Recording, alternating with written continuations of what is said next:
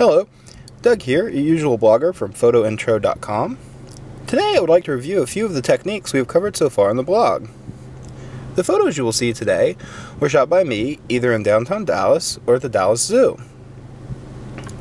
The first technique that I would like to cover is the rule of thirds.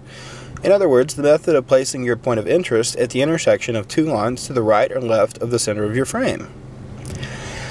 If you have technical questions about the rule of thirds, I do highly recommend that you visit my post that is on that particular subject. And the same holds true for all the different techniques that we'll cover today. There's an individual post for each one of those as well.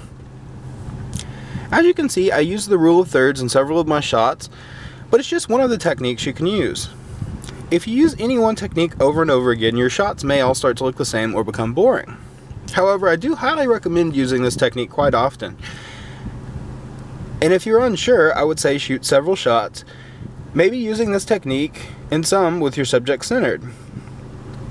That's one of the great things about shooting digital. You can take many shots and then afterwards decide which ones you like. Next, I would like to cover foreground, midground, and background. This can be used in combination with the rule of thirds, as you can see here, but it does not have to be. Also, keep in mind that you do not have to use all three elements, foreground, midground, and background, in every shot.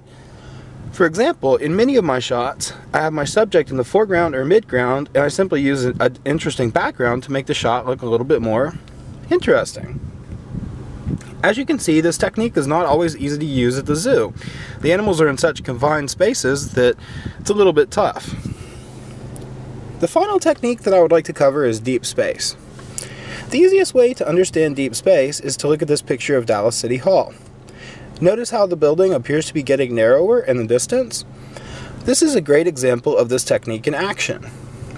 I oftentimes use this technique to add drama to a picture when otherwise there would be none.